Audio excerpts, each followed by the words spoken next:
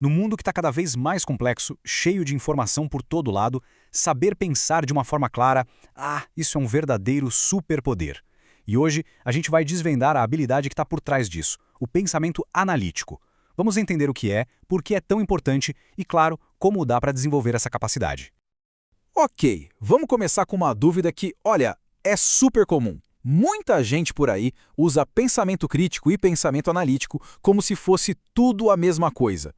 Mas será que é mesmo? A resposta curta, não exatamente. E entender essa diferença já é o primeiro passo para dominar essas duas habilidades. Então vamos direto ao ponto para separar as coisas. Onde é que termina um e começa o outro? E o mais importante, como é que eles trabalham juntos? Vamos ver isso agora.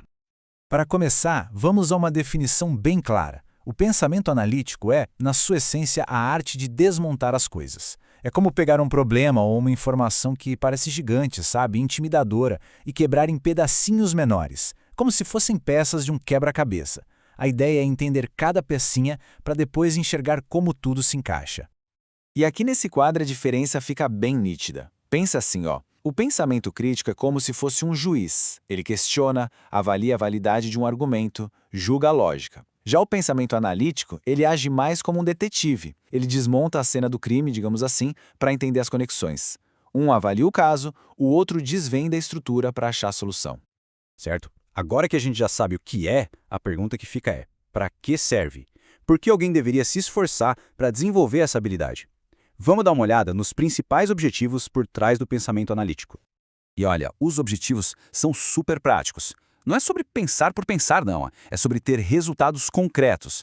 Seja para resolver um problema complicado de um jeito mais inteligente, melhorar um processo no trabalho, tomar aquelas decisões que vão mudar o rumo de um projeto, ou simplesmente usar os recursos que a gente tem da melhor forma possível. E essa frase aqui, ela resume muito bem a mudança de mentalidade que o pensamento analítico traz. É aquela transição, sabe? Deixar de confiar só na intuição, no achismo, para começar a tomar decisões com base em fatos, em dados, em evidências concretas. A ideia é ser mais objetivo. E qual o resultado final dessa objetividade toda? É simples. Decisões com uma chance muito maior de dar certo. Decisões mais inteligentes. E, por consequência, com um impacto muito mais positivo. Teoria é ótimo, né? Mas como é que isso funciona na vida real? Vamos ver agora alguns exemplos práticos para entender como essa habilidade aparece em áreas diferentes. Nossa primeira parada, o mundo dos negócios.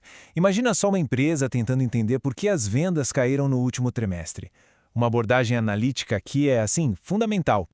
Um bom analista não vai olhar só para o número total de vendas e pronto. O trabalho é decompor esses dados.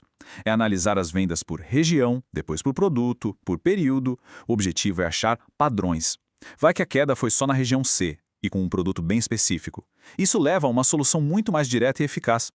Agora vamos para um campo bem diferente: engenharia. Pensa numa linha de produção, numa fábrica, onde tem uma máquina que vive dando problema. Como é que se resolve isso de uma vez por todas?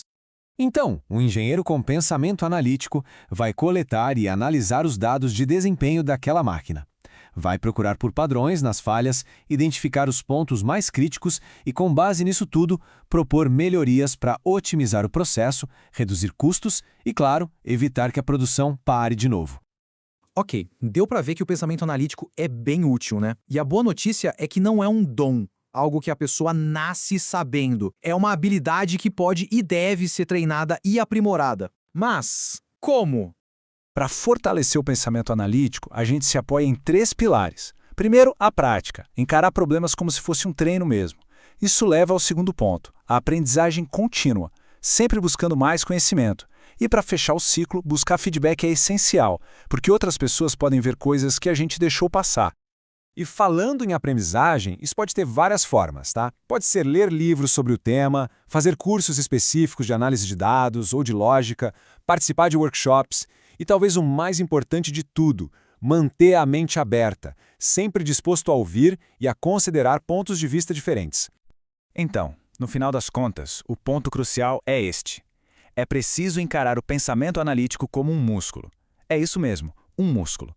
Ninguém desenvolve um músculo forte indo na academia uma vez só. O que funciona é a consistência, é a prática constante e o desafio que vai aumentando aos poucos. É isso que traz resultado de verdade. E para a gente fechar, fica aqui uma provocação. Seja na vida profissional ou na pessoal, sempre tem aquele problema mais complexo, aquele desafio que parece grande demais. Quem sabe hoje não é o dia de parar de só olhar para ele e começar a desmontá-lo peça por peça?